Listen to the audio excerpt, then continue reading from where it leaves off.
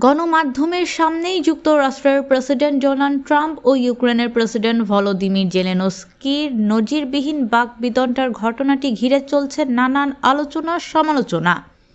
ওই ঘটনার পর ইউক্রেনের খনিজ সম্পদ নিয়ে যুক্তরাষ্ট্রের সঙ্গে যে ঐতিহাসিক চুক্তি হওয়ার কথা ছিল সেটিও বাতিল হয়ে যায়। ইউক্রেন ও যুক্তরাষ্ট্রের প্রেসিডেন্টের মধ্যে বাকবিতণ্ডার পর প্রশ্ন উঠেছে ইউক্রেনের ভবিষ্যৎ নিয়ে। এই প্রকাশ্য দ্বন্দ্ব ন্যাটোর ইউরোপীয় সদস্যদের সঙ্গে যুক্তরাষ্ট্রের বড় সংকটের ইঙ্গিত দিচ্ছে বলে মনে করেন বিশ্লেষকেরা মনে করেন এই উদ্বেগের কারণে ট্রাম্পের রাশিয়ার প্রেসিডেন্ট ভ্লাদিমির পুতিনের সঙ্গে সম্পর্ক শক্তিশালী করার চেষ্টা।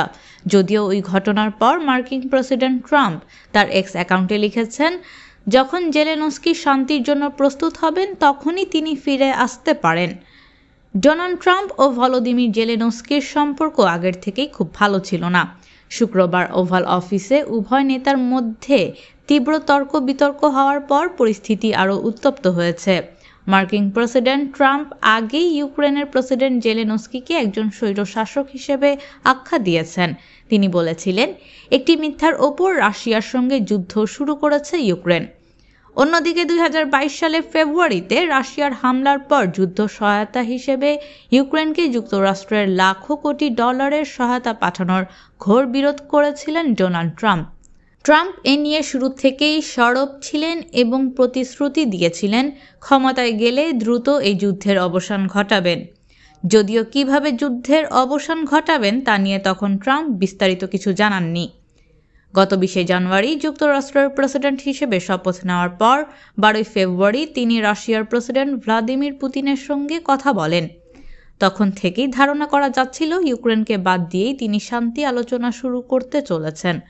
ট্রাম্পের এই পদক্ষেপে কিয়েভ ক্ষুব্ধ হয়। অন্যদিকে ইউরোপিয়ান দেশগুলো হতবাক হয়ে পড়ে। এরপর থেকে ইউক্রেনের প্রেসিডেন্ট জেলেনস্কি এবং ওয়াশিংটনের ইউরোপীয় মিত্ররা ট্রাম্পের প্রতি যে কোনো যুদ্ধবিরতি চুক্তিতে ইউক্রেনের নিরাপত্তা নিশ্চিত করার অনুরোধ করতে থাকেন। এদিকে কূটনৈতিক পর্যবেক্ষকদের মতে এই প্রকাশ্য বিরোধ আসলে একটি পূর্ব পরিকল্পিত রাজনৈতিক কৌশল। এতে হয় জেলেনস্কিকে যুক্তরাষ্ট্রের শর্ত মানতে বাধ্য করা হবে, নতুবা সংকট তৈরি করে পরবর্তী যে কোনো ঘটনার জন্য তাকে দায়ী করার প্রেক্ষাপট তৈরি করা হবে। যদি ট্রাম্প আলোচনার ব্যর্থতার পর ইউক্রেনের সামরিক সহায়তা স্থগিত করেন, তাহলে ইউক্রেন যুদ্ধ চালিয়ে যাবে। তবে তারা কতটা কার্যকরভাবে এবং কতদিন লড়তে পারবে সেই প্রশ্ন থেকেই যায়।